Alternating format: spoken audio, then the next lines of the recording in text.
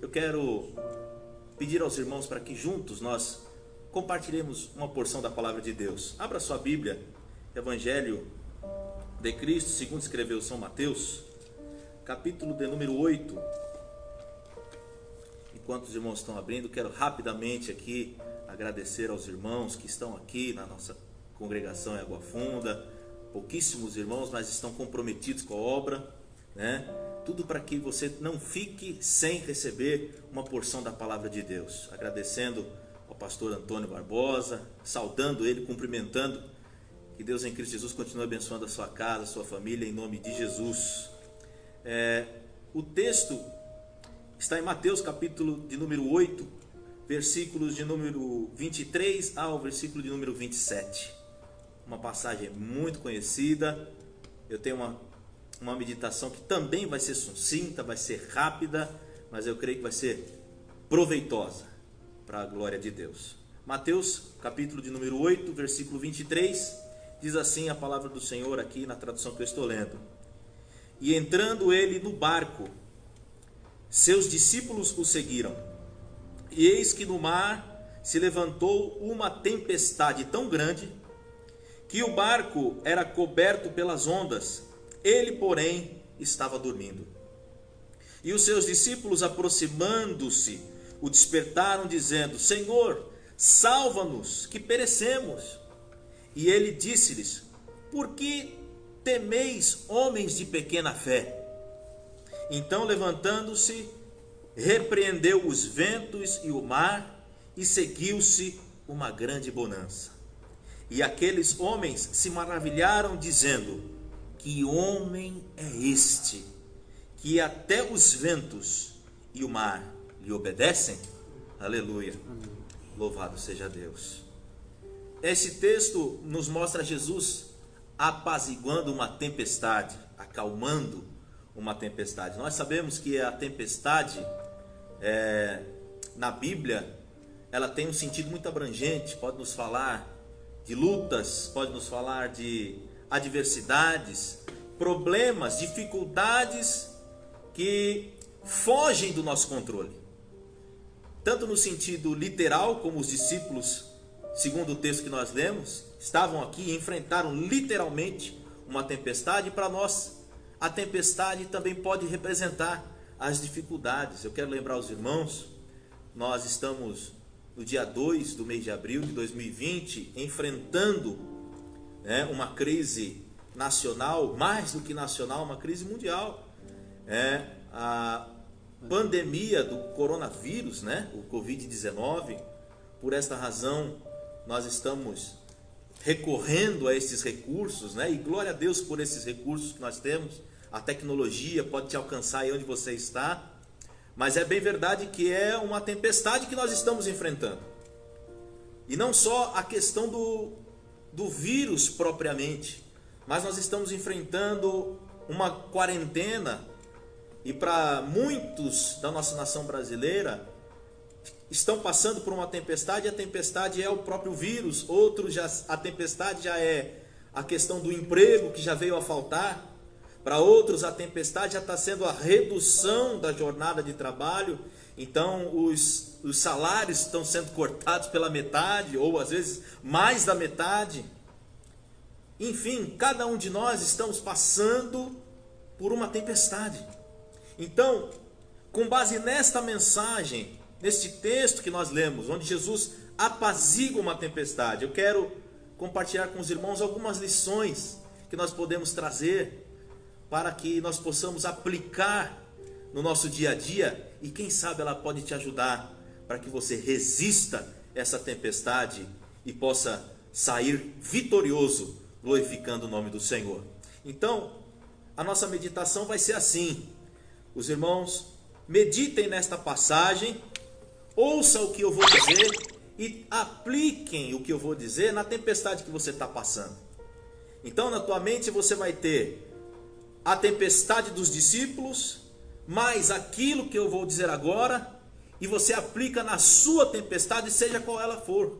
Seja desemprego, seja a questão da saúde, seja qual for o seu problema. Eu tenho certeza que Deus há de falar poderosamente ao seu coração. Amém?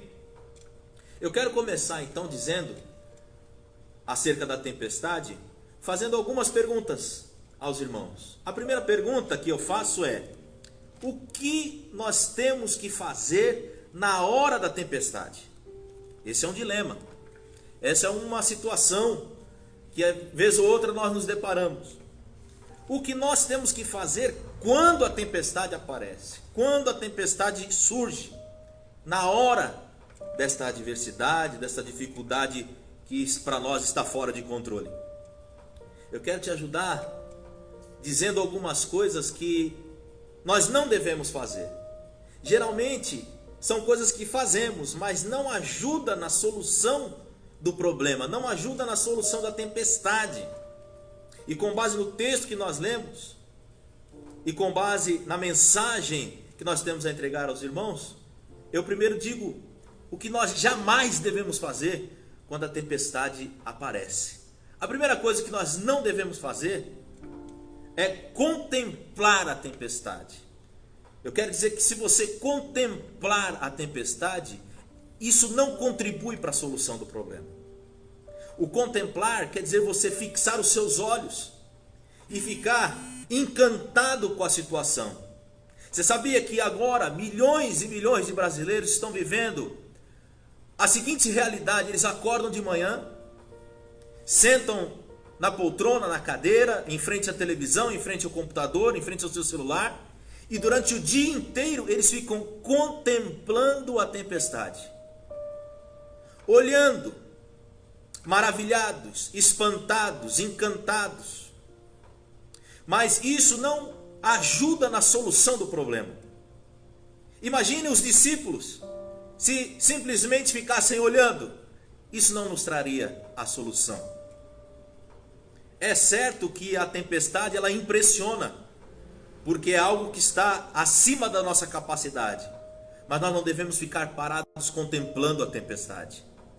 Eu quero lembrar os irmãos de um homem que ficou contemplando a adversidade. Quero lembrar de vocês do servo de Eliseu, que num determinado momento o exército da Síria foi para alcançar Eliseu, e a história é muito conhecida. 2 Reis capítulo 6, você vai ver o servo saindo cedo, olhando e percebendo que estava cercado por uma quantidade enorme, um exército grandioso. E ele ficou contemplando aquilo, e ele entrou apavorado. Então Eliseu precisou acalmar aquele homem, precisou declarar: calma, maior é o que está conosco do que o que está com eles. E fez uma oração e disse: Senhor, abra os olhos do teu servo, e ele pôde contemplar verdadeiramente esta palavra: maior é o que está conosco do que o que está com eles. Eu quero dizer a você que mediante a tempestade, ficar parado e contemplando não vai te ajudar. Lembre-se que maior é o que está conosco, maior é o que está contigo. Outra coisa que não vai te ajudar na hora da tempestade, na hora da dificuldade, é reclamar. Reclamação não ajuda na solução do problema, na solução da tempestade. Se nós olharmos para a Bíblia e pensarmos numa situação de reclamação, é praticamente impossível você não lembrar do povo de Israel no deserto. Jesus, ou melhor, Deus, através de Moisés, libertou aquele povo. E foi tranquilo para Deus libertar o povo do Egito. Agora, libertar o Egito do povo é que foi complicado. E sempre que havia um problema, sempre que havia uma dificuldade, sabe o que eles faziam? Murmuração. Cuidado com isso. Sabe o que é murmuração? É reclamação descabida contra Deus. É você dizer que Deus não é Deus o suficiente. É você querer usar o poder de Deus para alcançar aquilo que você almeja, e com isso você está tentando o próprio Criador. Cuidado com isso.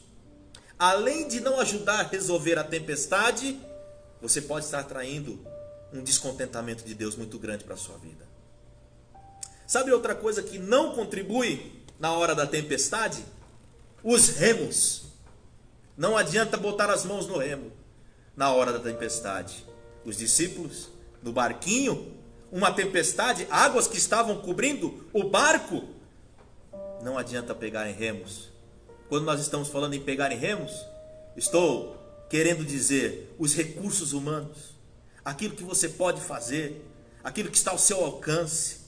A tempestade, ela insurge, ela vem, e não adianta nós confiarmos na nossa capacidade. Então, o que fazer quando a tempestade vem? É a pergunta inicial.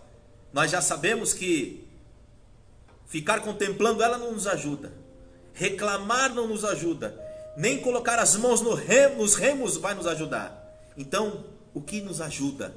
Ajuda-nos quando nós procuramos o socorro, quando nós pedimos o auxílio, quando nós suplicamos a ajuda.